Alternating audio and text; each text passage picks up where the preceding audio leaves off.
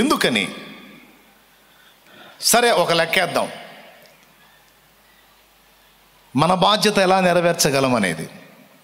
ఇప్పుడు ఉదాహరణకి మన మందిరం ఉంది. ఒక 20,000 ఆత్మలని చెప్పుకున్నాక,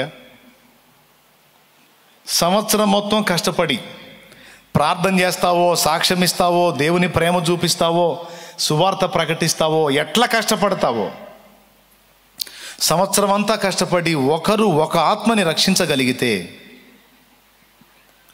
నెక్స్ట్ ఇయర్కి ఎంతమంది లైన్లో ఉంటారండి? ఉన్న 20,000 మంది ఒక్కొక్కరు ఒక్కొక్క ఆత్మని రక్షణలో నడిపించగలిగితే మరో సంవత్సరానికి 40. ఓకేనా? ఇది మన సంఘం వరకు మాత్రమే చెప్తున్నాను నేను. ఓకే, లేదు 25,000 అనుకుందాం. 30,000 దాకా ఇచ్చామని రక్షణలో దేవుని కృపతో. ఆయన ఒక 5,000 తగ్గించుకుందాం, 10,000 తగ్గించుకుందాం, ఇబ్బంది ఏం లేదు. గోరంతల్ని కొండంతలు చేసి చెప్పడం కన్నా కొంచెం తగ్గించుకుంటే తప్పేం లేదు. లేని వాటిని ఎచ్చులుగా చెప్పుకోవటం ఎందుకు అనవసరంగా ఓవర్ యాక్షన్? నాకు ఇష్టం లేదు, నేను చెప్పను. అటు ఉన్నదే చెప్తున్నాను. ఒక 20 వేసుకుంటే 20,000 మందిలో ఒక్కొక్కరు ఒక్కొక్క ఆత్మ కోసం కష్టపడి సంవత్సరం అంతా ప్రయాసపడి ఒక్క ఆత్మను సంపాదించగలిగితే మరుసటి సంవత్సరానికి 40,000 ఆత్మలు. ఆ 40,000 ఆత్మలు సంవత్సరం అంతా కష్టపడి ఒక్కొక్కరు ఒక్కొక్క ఆత్మను సంపాదిస్తే రెండవ సంవత్సరానికి 80,000 ఆత్మలు.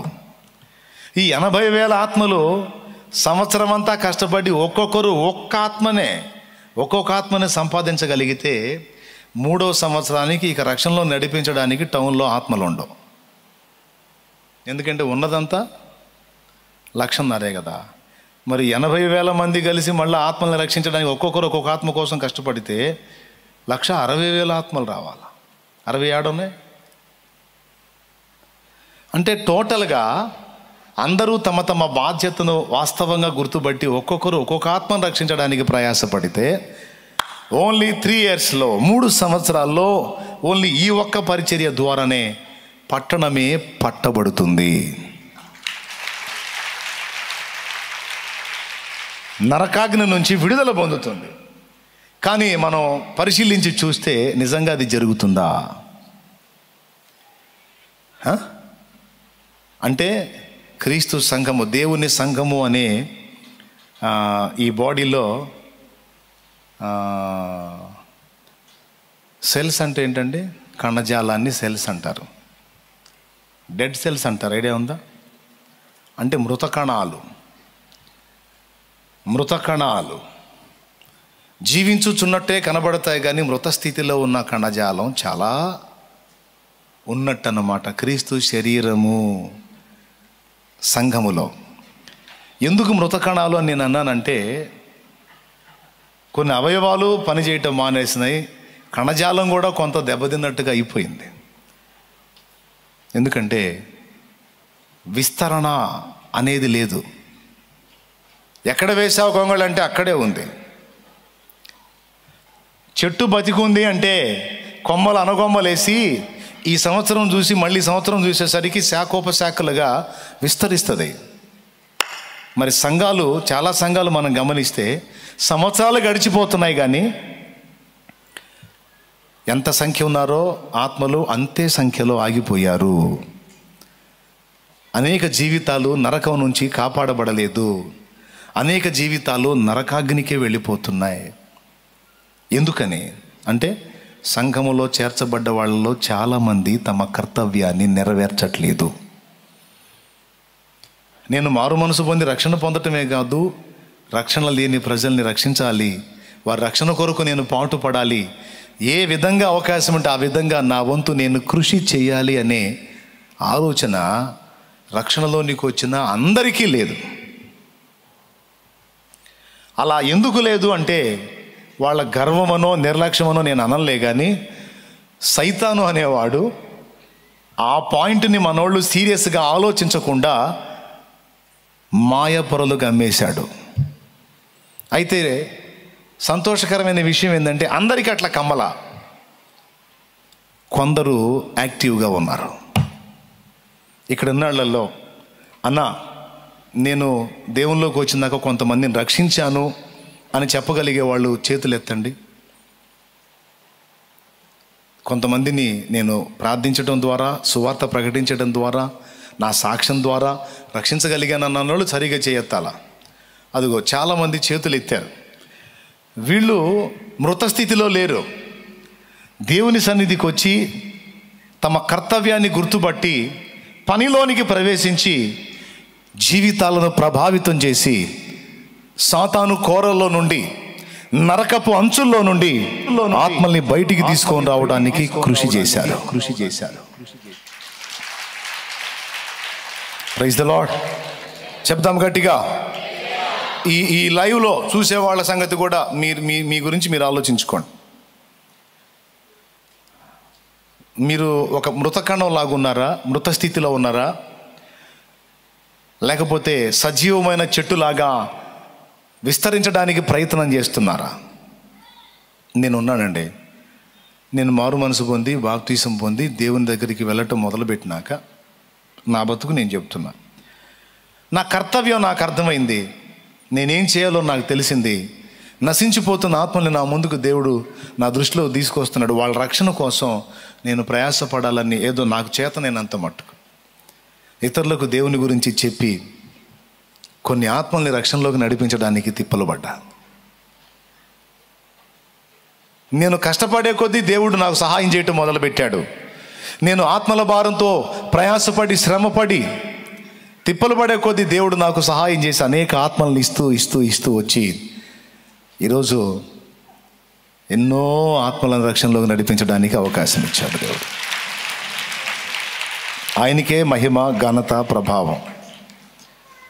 ఒకవేళ దేవుణ్ణి ఎరిగిన నేను, రక్షణ పొందిన నేను మీలో కొందరి వలె జస్ట్ నా అవసరాల కోసం, నా అక్కరల కోసం, అద్భుతాల కోసం, నా రక్షణ కోసం మాత్రం యేసును వాడుకుంటూ ఏదో నా జేబులో ఉండే చిల్లర అప్పుడప్పుడు అంత ఆ హుండీలో వేస్తూ అంతవరకు నేను ఆగిపోతే మరి ఎన్నో జీవితాలని మనం కోల్పోయి ఉండేవాళ్ళం కదా. ఏమంటారు బ్రదర్? అవునా? అందరిలాగా నాకెందుకులే అని నేను కూడా ఒక డెడ్ సెల్ లాగా నాకెందుకులే అనుకొని నేను నా కర్తవ్యాన్ని విస్మరిస్తే, నా బాధ్యతను నిర్లక్ష్యం చేస్తే మీలో కొందరిలాగా చాలామంది రక్షణ నేను చూసేవాడిని కాదు కదా. అలా ఉండటం రైట్ కాదని నాకు అర్థమైంది. ఎందుకంటే బాధ్యత లేకుండా ఉండటానికి, కర్తవ్యం తెలుసుకోకుండా ఉండటానికి నేను చచ్చిన స్థితిలో లేను. ఆయన నన్ను సజీవునిగా నిలిపాడు. సైతాను నా దృష్టిని మలచాలని ట్రై చేశాడు. ఆర్థికంగా నాకు మనీ వచ్చినట్లుగా చేసి, లేకపోతే నాకు వేరే వాళ్ళ ద్వారా ఛాలెంజ్లు ఎదురయ్యేటట్టు చేసి నేను దేవుని వైపు నుండి నా దృష్టి మళ్ళించి, దేవుని పని వైపు నుండి దృష్టి మళ్ళించి సంపాదన వైపు వెళ్ళేటట్టు ట్రై చేశాడు. కానీ దేవుడు జోక్యం చేసుకొని అటు పోనీలా ఆయన తన వైపు తిప్పాడు. అది నాకు చాలా మేలైంది. ఈరోజు ఇక్కడ కూర్చున్న వాళ్ళల్లో ఎంతమంది మీ కర్తవ్యాన్ని గుర్తుపట్టారు? జస్ట్ యేసు ప్రభుని ఆర్థిక అవసరాలకి, అద్భుతాలకి, సమస్యలకు పరిష్కార మార్గంగా, నిత్య జీవానికి మార్గంగా జస్ట్ మనం యూజ్ చేసుకొని పక్కనేసేయడమేనా? పక్కన ఎందుకు వేస్తామన్నా? చిల్లర వేస్తున్నాం కదా ఆయనకి. ఏం వేస్తున్నాం? వారం ఏదో ఉన్నదానిలో చిల్లర వేస్తున్నాం కదా. ఏదో తీసుకొని పండగ చేసుకుంటున్నాడు పాపం పేదవాడు. నీ చిల్లర ఎవడికి కావాలి? ఆయనకి వేసే చిల్లర, నువ్వు వేసే చిల్లర ఆయన ఎదురు చూస్తున్నాడు.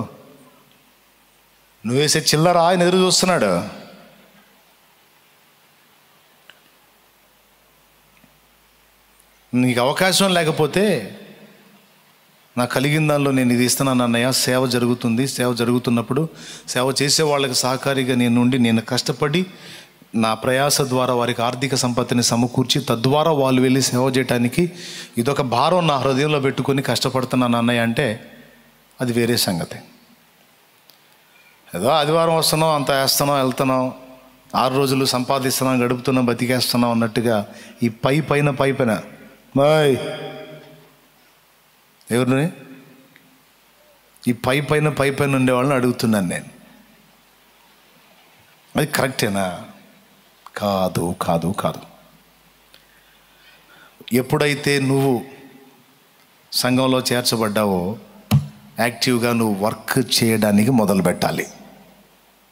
ఎందుకంటే అక్షయ జీవాన్ని ఇచ్చే పని ఇంతవరకు నీకు తెలియదు. ఈరోజు నీకు తెలిసింది. తెలియకపోతే నువ్వు టైంని వేస్ట్ చేసుకున్న అర్థం ఉంది. తెలిసిన తర్వాత ఇంకా ఆగకూడదు. ఉదాహరణకి జిల్లెడు చెట్టు వద్దన్నా మొలుస్తుంది. నీ ఇంటి చుట్టూ అదే ఉంటుంది. ఎక్కడ ఖాళీ ప్లేస్ ఉన్నా జిల్లెడు చెట్టు ఉంటుంది. జిల్లెడు చెట్టు ఒక ఆకు వచ్చి ఫలానా దేశంలో 100 రూపాయలు అనుకో. ఒక దేశంలో ఒక జిల్లెడు ఆకు వచ్చి 100 రూపాయలు పడింది అనుకో. ఇది మనకు తెలియనంతవరకు మన ఇంటి చుట్టూ ఎక్కడ పడితే అక్కడ పిచ్చిగా పెరుగుతూ ఉంటే మనం పట్టించుకోం. ఆ ఆకు ఒక్కంటికి 100 రూపాయలు, ఎన్ని ఆకులు ఉంటే అన్ని 100లు అని మనకు తెలిసింది అనుకో. ఇక ఆగుతామా? ఏం చేయటం మొదలు పెడతాం? ఎన్ని ఆకులు మనం సమకూర్చగలిగితే అన్ని 100లే అని పిల్లల్ని, ముసలాళ్ళని ఇప్పుడు కరువు పనికి పెట్టినట్టు, పల్లెటూళ్ళల్లో కరువు పనికి పెట్టినట్టు మనిషికి 200 కరువు పని పల్లెటూళ్ళల్లో. ఇంట్లో నలుగురు ఉంటే 4 పేర్లు రాపిస్తారు. చేయకపోని దేవునికి స్తోత్రం, 100 రోజుల్లో ఉంటుంది ఆ కరువు పని. అంతేనమ్మా? అంతేనా? 100 రోజులు ఉంటుంది. ఆ 100 రోజులకి 4 ఉంటే 4 ఏం లేదు, జస్ట్ అక్కడ పోతారు. వాళ్ళు కూడా మీ ఊరిని మీరే బాగు చేసుకోండి అని ఆ పని పెట్టారు అనమాట. అవసరం ఉన్న చోట దవ్వుతారు, అవసరం లేకపోయినా దవ్వుతారు. మొత్తానికి ఏదో ఒకటి తవ్వి రావాలి. అది అవకాశం ఉందని తెలిస్తే ఆగుతారా? మనిషికి 200 అంటే 400, ఇద్దరికి నలుగురికి 800, రోజుకి 800 అంటే వారానికి 6 రోజులు, 6 40 కరెక్టేగా? 4800. మా బాబు ఏముంది, అటు పోయి రావటమేగా. ఇక మొత్తం ఇప్పుడు జిల్లెడు ఆకుల సంగతి తీసుకుందాం. ఆకు ఒకటి 100 అంటే ఒక్క ఆకు బతికిద్దా? మన ఇంటి చుట్టుపక్కల ఉన్న చెట్లన్నీ స్మాష్ అయిపోయి ఎక్కడెక్కడ చెట్లు ఉన్నాయని మళ్ళీ ఎవరికి తెలియకుండా గుట్టుగా పోయి ఏం చేస్తాం? చింతపండులో విత్తనాలు వస్తాయే, ఏమంటారు వాటిని? చింత విత్తనాలు పనికొస్తాయా? మీకు తెలుసా? ఒక కింటా వచ్చి 13,000 నుంచి 15,000 వరకు ఉంది. మొదలు పెట్టండి ఇక. దేవునికి స్తోత్రం కలుగునుగా. హల్లెలూయా. చింత విత్తనాలు ఒక కింటా వచ్చి 13 నుంచి 15,000 ఉంది. మరి వామ్మో, అవునా? అంటే ఏదైనా ఒక దాన్ని చేస్తే మనకి అద్భుతమైన లాభం ఉంది అంటే ఎగబడతాం, తెగబడతాం, అందరినీ తీసుకెళ్తాం. ఎందుకంటే పైసలు వస్తాయి కదా. వారు ఇక్కడ ఉండే ఈ 4 రోజుల ధనానికి, 4 రూపాయల డబ్బుకి ఇంత ఇదైతే, అసలు దేవుడు నిత్యత్వంలో నీకు ఇవ్వబోతున్న ఆ జీతం అనేది ఎంత అద్భుతమైందంటే, 5 దేనారాలు ఒకడికి ఇస్తే 5 దేనారాలకు మళ్ళీ 5 దేనారాలు సంపాదించి యజమానుడికి తిరిగి 10 దేనారాలు ఇస్తే ఒకడు 10 తలాంతులు. దేనారాల్లో తలాంతులు అనుకుందాం, తలాంతులే.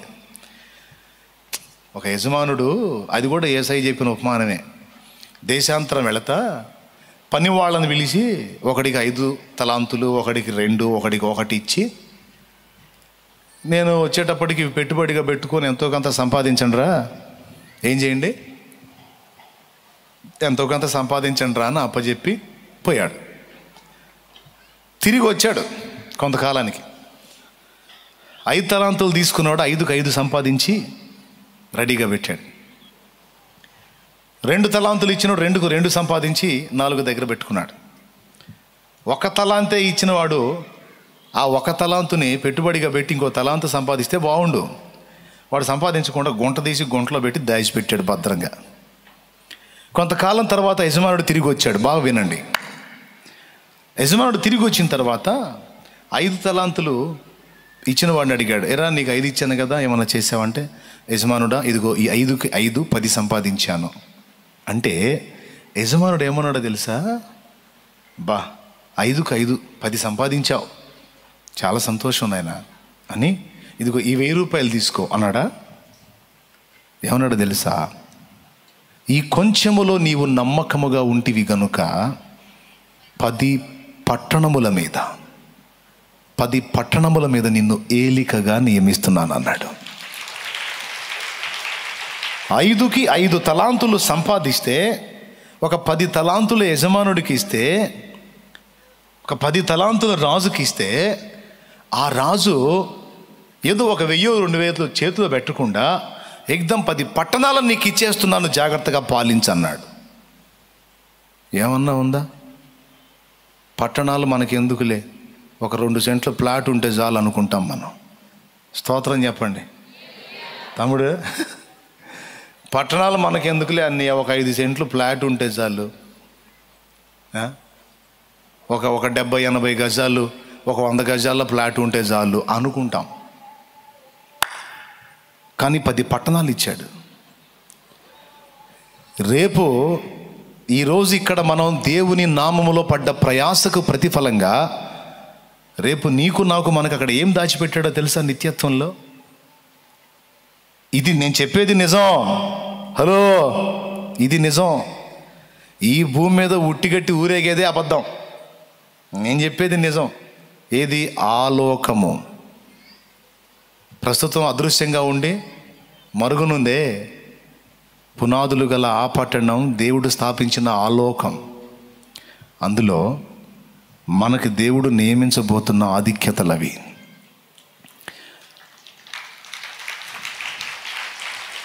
ఇక్కడ నువ్వు 1,00,000 సంపాదించు, 10 లక్షలు సంపాదించు, కోట్లు సంపాదించుగాక. కరోనా పాజిటివ్ వచ్చింది, బెడ్ మీద ఎక్కాడు, ₹1,00,00,000 పెట్టినా శవాన్నే ఇచ్చారు. ఇంతోటి భాగ్యమేగా. దాని విలువ, దాని పని, దాని ప్రయోజనం ఇది కాదు. ఇక్కడ ఉండి నశించిపోతున్న ఆత్మలను రక్షించడం కోసం, దేవుని చిత్తం నెరవేర్చడం కోసం, దేవుని రాజ్య నిర్మాణం కోసం మనం కృషి చేసినటువంటి కృషి ఫలితం ఎంత చిత్రంగా ఉండబోతుందో అనడానికి ఒక నిరూపణ లేక ఒక ఎగ్జాంపులే ఆ తలాంతుల ఉపమానం. 5 తలాంతులు ఎక్కడా? అతను సంపాదించింది 5 తలాంతులు. అందులో 5 మళ్ళా యజమానుడియే. 5 అతను ఇచ్చింది, కానీ 10 పట్టణాలను ఇచ్చాడు. 2 తలాంతులు ఇచ్చిన వాడిని అడిగాడు, ఎరా నీకు 2 ఇచ్చాగా ఏవంటే, అయ్యా 2కి 2 4 దేశానండి. ఈ కొంచెంలో నీవు నమ్మకంగా ఉన్నావు కనుక నీవు 5 పట్టణాల మీద ఉండమన్నాడు. 5 పట్టణాలు నీకు ఇచ్చేస్తాను అయ్యాలమన్నాడు. 5 సెంట్లు చాలు మనం అనుకుంటాం, 5 పట్టణాలే. పట్టణం అంటే ఒట్టి స్థలమేనా? మనుషుల, వ్యక్తులు, ప్లేసు అండ్ వ్యక్తులు మొత్తం మీద నీవే ఏలికవి, నీవే రాజువి, అంతే పో అన్నాడు. ఈ 1 ఇచ్చినోడి దగ్గరికి వచ్చాడు, ఎరా నీకు ఇచ్చాను కదా. వాడు గుంట తీసి ఆ తలాంతు తీసుకొచ్చి, అయ్యా నువ్వు విత్తని చోట కోయువాడవును, చల్లని చోట పంట కూర్చుకొనువాడు అయినా, కఠినుడు అయినా నాయకుడు రాజు అని ఎరిగి ఎందుకు వచ్చిన గొడవలే అని ఇదిగో నీకు దాచిపెట్టాను అన్నాడు. అప్పుడు వాడిని గద్దించి, అరే నేను చల్లకుండా ఆశించానా? ఇచ్చా కదరా నీకు, ఏమి ఇవ్వకుండా నువ్వేం సంపాదించావురా అంటే, నాకు పెట్టుబడికి ఏమి ఇచ్చావేంది నేను సంపాదించడానికి అని నువ్వు అడుగు నన్ను. వాడికి 5 ఇచ్చావు, వీడికి 2 ఇచ్చావు, నాకు 1 ఇచ్చావంటే అవునురా, 5 ఇచ్చినోడి దగ్గర 5 ఆశించా, 2 ఇచ్చినోడి దగ్గర 2కే తృప్తి చెందా. నీకు 1 ఇచ్చినప్పుడు నువ్వు 1 చేయి, ఆనందం. నువ్వు అది కూడా చేయకుండా అది తీసి గుంట్లో పెడతావు, వెధవాయని వాడిని గద్దించడం మనం చూస్తాం. ఇప్పుడు చెప్పండి, భూమి మీద మనం దేవుని కోసం కష్టపడేది నిష్ప్రయోజనమా, నిరుపయోగమా, నిష్ఫలమా? ఎవడు చెప్పాడు? దేవుని కోసం గాక మిగిలిన దేనికోసం తిప్పలబడ్డా అది నిష్ప్రయోజనం. నిజంగా ప్రయోజనం ఏంటంటే దేవుని కోసం మనం చేయునదే ప్రయోజనం. గట్టిగా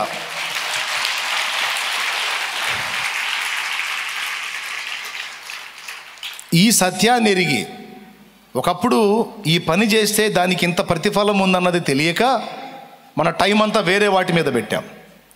ఇప్పుడు ఈ పని చేస్తే మనకి ఈ ప్రయోజనం ఉంది, ఇది శాశ్వత ప్రయోజనం అని అర్థమైనప్పుడు ఇంకెట్లా వ్యర్థంగా గడుపుతామండి? అందుకే రాత్రి పగలు తేడా లేకుండా నాకున్న పరిధిలో తిప్పలు పడాలని నేను డిసైడ్ అయ్యా. కొంతమేర తిప్పలు పడుతున్నా. మీ మనసుల్లో కూడా ఆ ఆలోచన రావాలి. దేవుని కోసం పని చేయాలి. ఇప్పుడు ఇంకొక విషయం చెప్తా. ఏం పని చేయాలి? శరీరంలో ఉన్న అవయవాలన్నీ ఒకే పని చేస్తాయా? చెయ్యవు. కన్ను చూస్తుంది, చెవి వింటది, నాలుక రుచి వస్తుంది, నోరు మాట్లాడుతుంది, చేతులు సేవ చేస్తాయి, కాళ్ళు నడిచి మనల్ని ఒక స్థానం నుంచి ఇంకో స్థానానికి తీసుకెళ్తాయి. శరీరంలో ఉన్న అవయవాలన్నీ ఒకే పని చేస్తే, పరిచారకులు కూడా జాగ్రత్తగా వినండి, ఈ పాయింట్ని మిస్ అవ్వద్దు. శరీరంలో ఉన్న అవయవాలన్నీ ఒకే పని చేస్తే అసలు వ్యవస్థ నడిచిద్దే? పెద్దగా చెప్పాలి, దేని పని అది చేయాలి. ఒకదాంతో ఇంకొకటి పోల్చుకోకూడదు.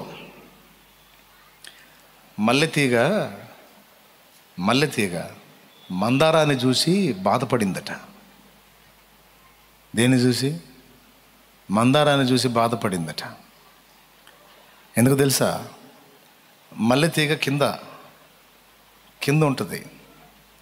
మనం పందిరేస్తే పైకి వచ్చేదిలే, కానీ పందిరేయకుండా పొలంలో ఉన్నదైతే ఎక్కడ ఉంటుంది మల్లెతీగ? మీకు ఆడవాళ్ళు మీకు తెలియదే? మరి చెప్పరే. పందిరేయకపోతే ఎక్కడ ప్రాకిద్ది? భూమి మీదే కదా. మందార చెట్టు, అది చెట్టు పైకి ఉంటుంది, ఇది నేలను అతుక్కొని ఉంటుంది. ఈ మల్లెతీగ మందారపు చెట్టును చూసి బాధపడిందట. అది పైకి కనపడతా ఉంటుంది, దాని పుష్పాలు కూడా చక్కని అందమైన రంగుతో ఎవరు చూసినా ఆకర్షిస్తూ ఉంటాయి. ఎట్లయినా దాని లైఫే వేరు, దాని జన్మ వేరు అని మల్లెతీగ మందారాన్ని చూసి అనుకుంటుంది. మందారం గొప్పదే, అలాగని మల్లె గొప్పది కదా. ఇదే టైంలో రాణిగారు వచ్చారు. రాణిగారు వచ్చి నేరుగా మందారం చెట్టు దగ్గరికి వెళ్ళి ఆ మందార పుష్పం తీసుకొని, అబ్బా ఎంత అందంగా ఉంది అని దాన్ని తీసుకొని సంతోషపడి వస్తూ ఉంటే నిట్టూర్పులు విడుస్తూ ఉంది మల్లెతీగ. సన్నజాజులు చక్కగా పూసున్నాయి. అయినా మహారాణి గారు నన్ను పట్టించుకుంటారా? మందారం అంటే అందంగా ఉంటుంది, ఆకర్షణీయంగా ఉంటుంది, సైజులో పుష్పం పెద్దదిగా ఉంటుంది, నేనెంత, నా పుష్పాలు ఎంత అని ఆ మందారంతో మల్లె పోల్చుకొని దీనంగా ఉంటే, రాణిగారు వస్తా మల్లెతీగ చూసి దాని మీద ఉన్న ఆ చిన్న చిన్న సన్నజాజుల్ని చూసి వంగి ఒక చిన్నదాన్ని అలా తెంచి అలా చూస్తే మందారాన్ని చూసింది, అసలు ఏ స్మెల్ లేదు. సన్నజాజిని తీసి చూసింది, అద్భుతమైన సువాసన. సన్నజాజిలో సువాసన వస్తే మీకెందుకు చప్పట్లు కొట్టాలనిపించింది? నేను అందుకే చెప్పేది, దేవునికి మహిమ. ఎక్కడ కొట్టాలి, ఆవేశం వచ్చింది. పర్వాలేదులే, కొడితే కొట్టాలి, పాయింట్ ఉందిలే. ఇప్పుడు అది సైజులో పెద్దగా ఉండొచ్చు, లేదా అందంగా ఉండొచ్చు, ఆకర్షణీయంగా ఉండొచ్చు కాక, దానికి ఇచ్చే విలువ దానికి ఇచ్చాడు దేవుడు. ఇది సైజులో చిన్నగా ఉన్నా, నేలన ప్రాగుతున్నా, దీనికి ఆకర్షణీయమైన సువాసన పెట్టాడు. సన్నజాజుల వాసన చూసారా? సాయంత్రం వేళల్లో, మంచు కురిసే వేళల్లో అసలు స్మెల్ వస్తుంది, అద్భుతంగా ఉంటుంది. ఈ సన్నజాజులు మల్లెలు నీకెట్టా తెలుసురా అంటారేమో. మాకు 4 అక్కలని చెప్పాక, 4 అక్కలు. ఆ 4 అక్కలు సాయంత్రానికి ఆ పూలు కోసుకొని అల్లుకొని తలలో పెట్టుకుంటూ ఉంటారు కదా, వాళ్ళు మాట్లాడుకుంటున్నప్పుడు వినేవాడిని చిన్నప్పుడు. అది విషయం అప్పటి ఇప్పుడు గుర్తున్నది దేవుడి దయ వల్ల. దేని పరిమళం దానిదే, దేని విలువ దానిదే, దేని పని దానిదే. మందారంతో పోల్చుకొని సన్నజాజి లేకపోతే మల్లె తీగ కాపు మానదు. సన్నజాజులో మల్లె తీగలో కాపు మానవు. సృష్టికర్త నాకు ఇచ్చిన పరిధిలో నేను పుష్పించాల్సిందే, సువాసన వెదజల్లాల్సిందే. అలాగా లేనంత మాత్రాన, నేను ఇంకోలాగా ఉన్నంత మాత్రాన నేను ఎందుకు ఫీల్ కావాలి? దానికి ఉండే అందం దానిది, నాకుండే అందం నాది. దానికి ఇచ్చే విలువ దానిది, నాకు ఇచ్చే విలువ నాది. సృష్టికర్తకు పక్షపాతము లేదు.